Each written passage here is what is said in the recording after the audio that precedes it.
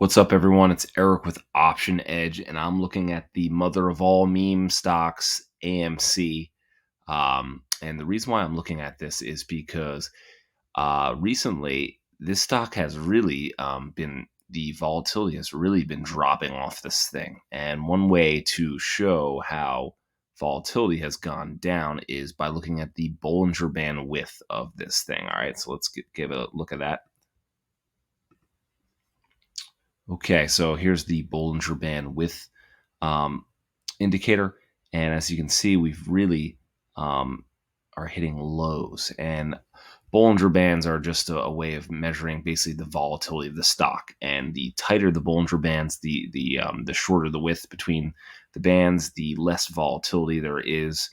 And if we come to Tasty Trade, AMC right now, if you look, has a implied volatility rank of 4. Okay, so historically over the year, this is a very low volatility scenario or time for the stock. So I'm thinking about getting long volatility in AMC.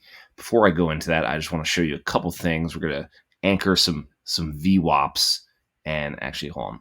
We're going to anchor some VWAPs. Let's get rid of this here, and I was just using that for. All right, let's anchor some V. And the VWAP just sort of shows you where the buyers and sellers are holding their bags and whatnot.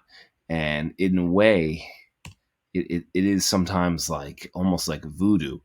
So I like to anchor them off of highs and some lows. And basically, this is going to show us where, on average, basically what the average short seller, where they got in at. Okay, and you can see that shorts are in control here. We pressed up today. We wicked it, that top of that VWAP, and then bounced back down. So it's still, shorts are in control. So then I'm just gonna anchor off this bottom here, and once again we're like right off of that. So it's almost like a stalemate between the shorts and the longs, but it looks like it's more of a the shorts are in control. And here's another VWAP that shows, that's also providing some resistance. So with that said, just because currently the shorts might be in control, but we just need a little bit of pop to get over this resistance level and break us out of this sort of wedge that we have.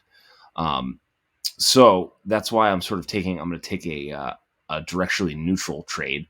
Don't know, this thing could freaking fall off a shelf and go all the way down back to where it came from, or it could explode higher.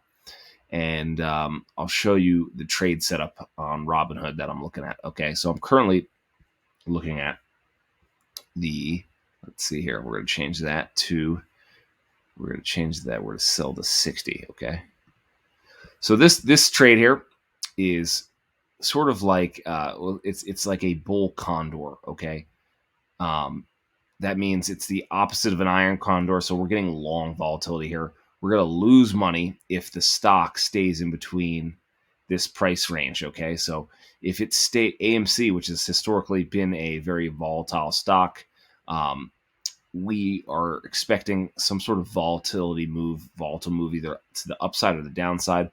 We got some upside skew here, so that if it moves to the upside, we're going to make more money. If it moves to the downside, but either way, if it makes a decent size move, we should make some money.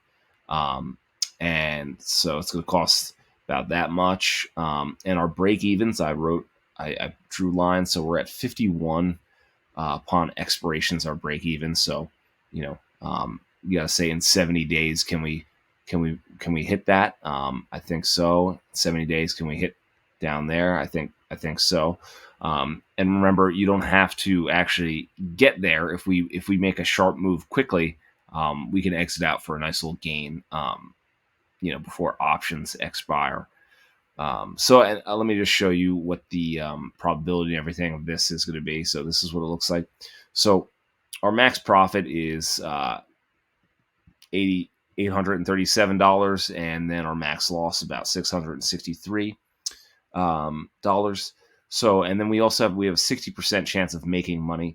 So with that in mind, I like those odds. I like the fact that we're risking more. we're risking less than what we can possibly make, and we are we have probability on our side that this is a higher probability trade, and we will most likely make money rather than lose money on this trade. So those are my thoughts. Looking at this is the bull condor, so we're looking at the 45 call, buying that in January, then selling above it, the 60 call, and then buying the 35 put, and then selling the 25 put. Okay, so that's the basic trade setup, and I think this will give us a shot at capturing some of the movement in this thing. So we'll see what happens in the next couple days. Alrighty, I'm out. Peace. Bye.